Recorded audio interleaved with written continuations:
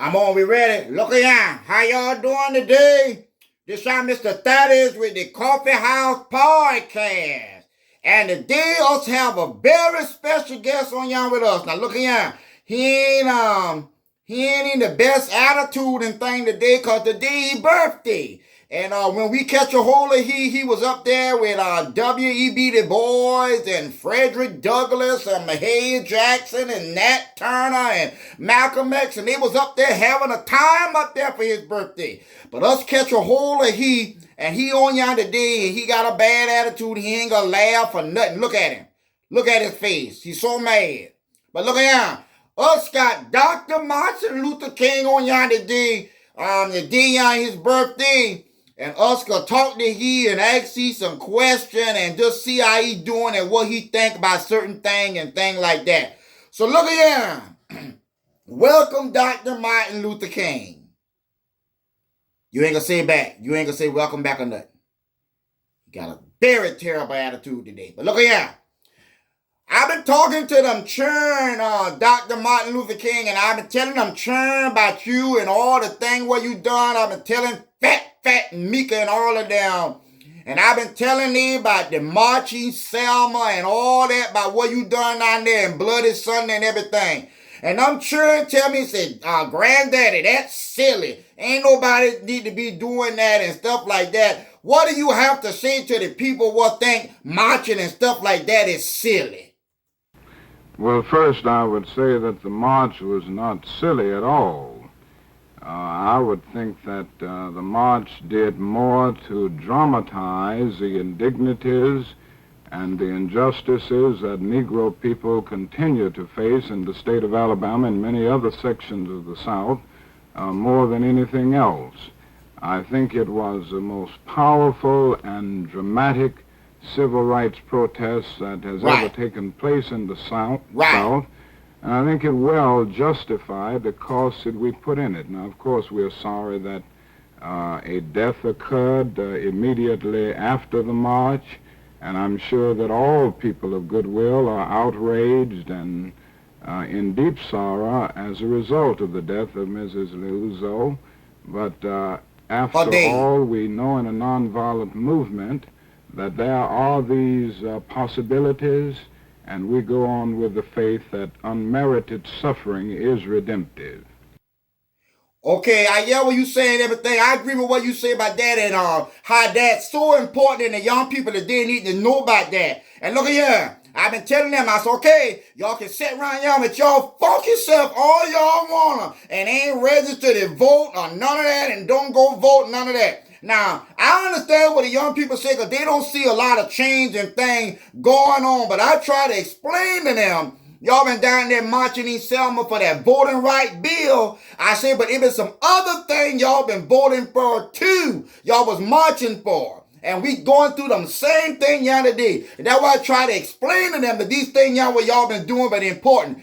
Please, Martin Luther King, please tell them all of y'all was down there voting for, marching down there for Selma. It ain't just been voting, but even for some other thing too. Please tell them, please.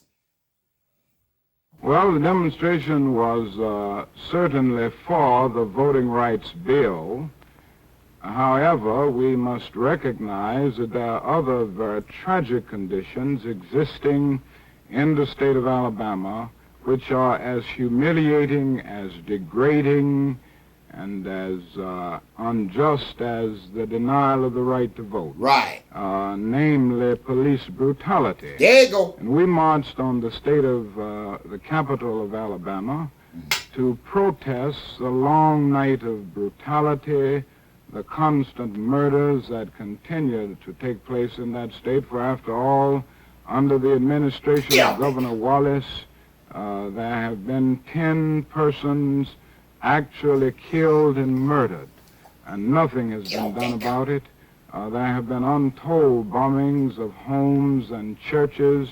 Again, nothing has been done about this on the whole, and we were marching there to protest these brutalities, these murders, and all of the things that go along with them, as much as to gain the right to vote. So it was a twofold march, aimed at trying to rectify the conditions of Alabama and expose the evils that are deeply engulfed in that state.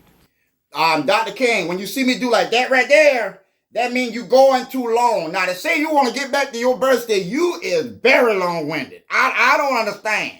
You just kept going on and on and on, and then you're talking a monotone. And then the verse is that the march was for this. Yeah, you got to come up. You got to spruce up a little bit. This is your birthday. What you still mad for? You ain't gonna laugh. You ain't gonna say nothing. Okay, look here, I gotta ask you one more question. Look here. I tell them children, see, the children got something they say now. They say they standing on business. That's what these children say. They standing on business. And these children say ain't nobody finna sit around and let people just be beating on them and being nonviolent and marching and marching and marching, and the people still ain't want to treat you fairly and give you what due to you. What do you say to people who say, Dr. Martin Luther King, yeah, what you say, we understand you want people to be the nonviolent and stuff like that, but these people is playing with us and us ready to stand on business. What do you say to people who say things like that and who feel like that?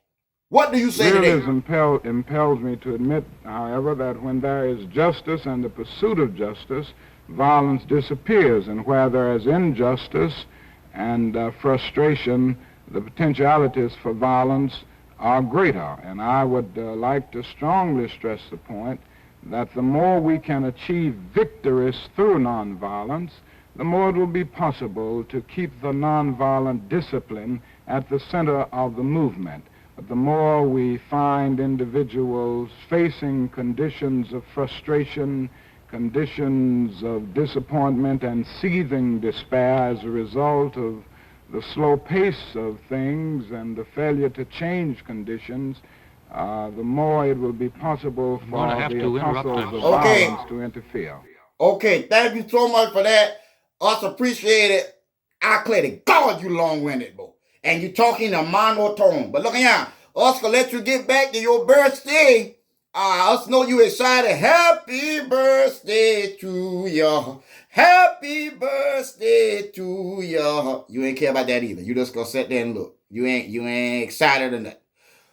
Okay, y'all, this year has been Mr. Thaddeus and Dr. Martin Luther King. And he is upset, but he gave us some great information. He going back to his party up there with Malcolm X, W.E.B. Du Bois, Nat Turner, Frederick Douglass, Harriet Tubman, Mahalia Jackson, Nat King Cole, all of they up there for the party. So let him get back to the party because he got a bad attitude. But we catch a hold of he for his birthday, so y'all could get a glimpse of he. Okay, y'all have a great day, and us will talk to y'all later. Yeah, bye.